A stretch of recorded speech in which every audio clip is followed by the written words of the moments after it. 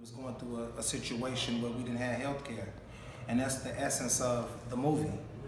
And so going through that pain and suffering in that ordeal, I just began to write in order to collect my thoughts and to try to, handle it appropriately. And so what happened was, at the end of the day, I said I have something here. And then I just decided to copyright it.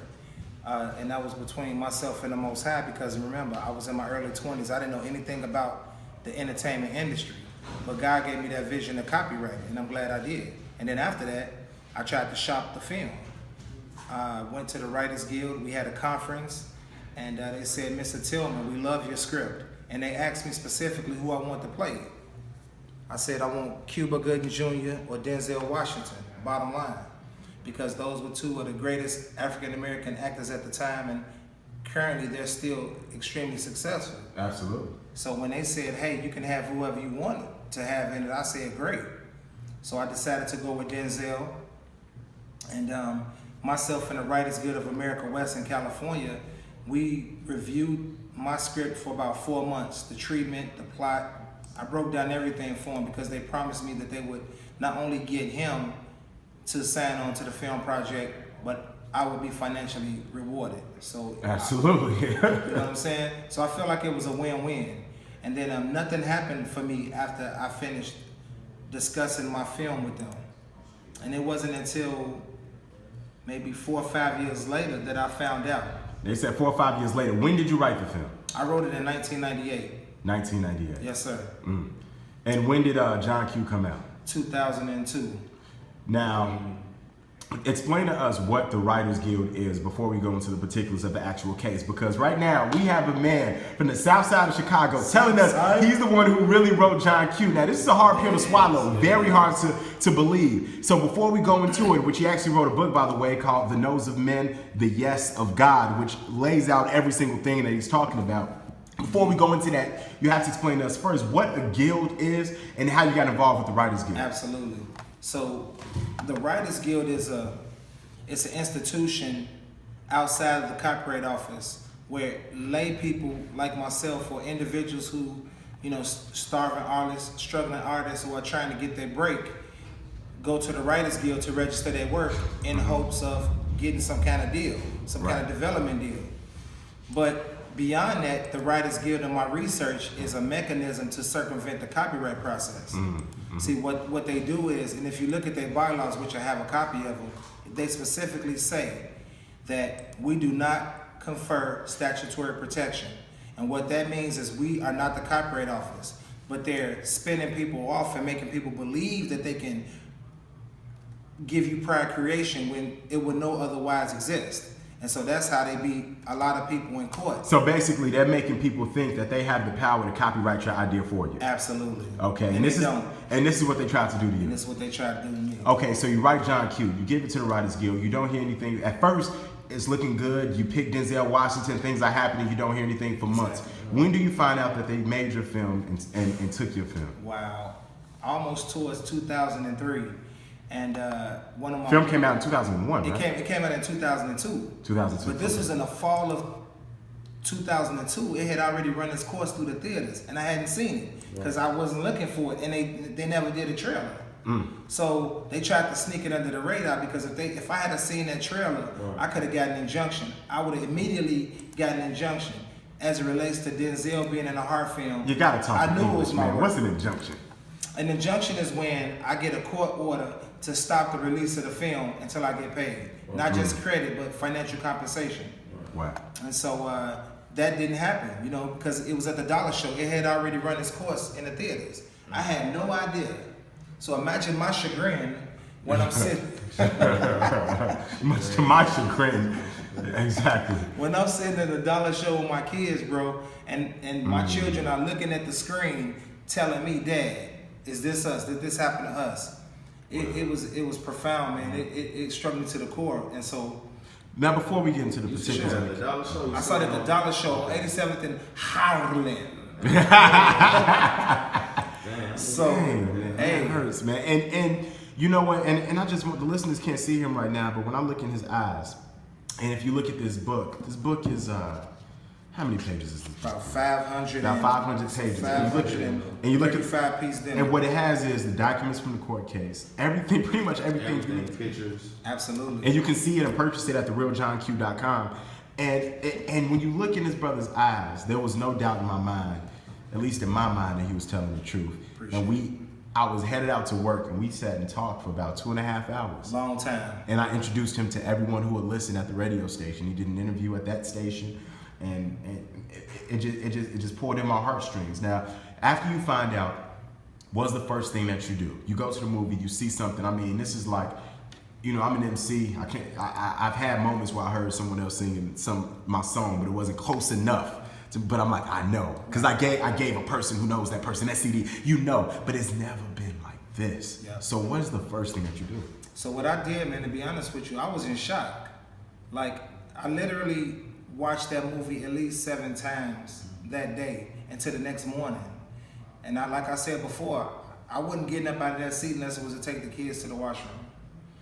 I was just in shock. I mean, in shock and awe. It created shock and awe to my conscience, where I just sat there being able to follow the script, follow the storyline, follow some of the dialogue. And so I was like, you know, without giving me proper credit or compensation, I just felt beside myself. And so it took me a couple of months to, you know, pick up the pieces. And once I finally, you know, came out of that, it was on. Mm-hmm. So it's like a big ball of yarn. I just continued to pull at the thread, follow the money, I followed the trail, and at the end of the day, I uncovered the truth. So, and go ahead. Within those 3 years, because it was proposed in 98, you made a decision on Denzel in 98, Yes. right? Within 99 and 2000, did you call somebody back? Yeah. Listen, What was the man, process? I was on it. Like, I followed up with the Writers Guild for at least a year and a half after that. So I was calling the Writers Guild up until probably the mid 2000s. Wow. Because I had just graduated college, so I was a starving artist, bro. Right. I was like, man, I need to pay some bills. But what's crazy is your foresight, because you copyrighted this film I in did. '98, and you weren't even encouraged to copyright it. No, Talk to us about that. Listen, it was the Most High. It was just something on my heart that said copyrighted.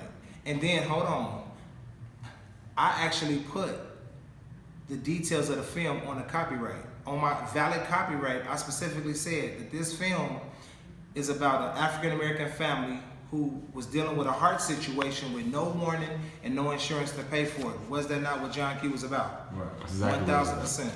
And so the Most High put that in my spirit to put it on the copyright.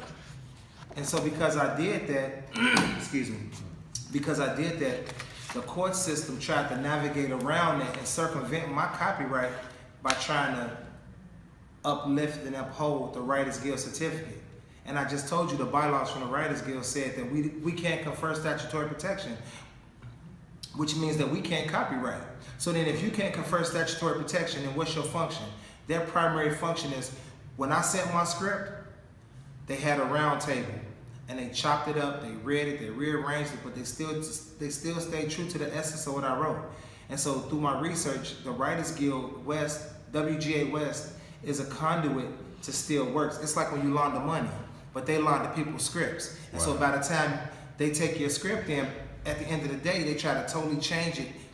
But, you know, if you have a child, you're gonna recognize your child under any circumstance. I don't care if you see that child one day or 10 years from now, you're gonna know my baby when I see it. So it's the same with John Q. I knew that was my work when I saw it, and they knew it. And that's why in court, they never answer the question. Now, if I may, can I just read an excerpt out of my book? Please do. You can find this book at www.therealjohnq.com. But check this out. Now, this is not me. This is in black and white. This is the court. The court, right. I mean, as far as I'm concerned, the response is really not a response. You know, he didn't answer a single question. He's talking about Town One and New Line Cinema. All of the defendants never answered a single question in court. Any question that your lawyer Not one asked. question. Now listen. That was some of the questions your lawyer would Let me ask. give you an example. The alleged writer James Kearns put on the copyright for John Q that was submitted in 2000 to the Copyright Office that it was created in 2000. But in court, he swore that he copyrighted in 93. Okay. Be- So if you read and if you look up anything about John Q, it's gonna say that James Kearns wrote it. Claims to have copywritten it in '93, but filed his copyright, which, as you say, would not even be valid with the Writers Guild There you go. in the year 2000, whereas your copyright was in 1998. Absolutely. And beyond that, it says created in it says created in 2000, not in 1993.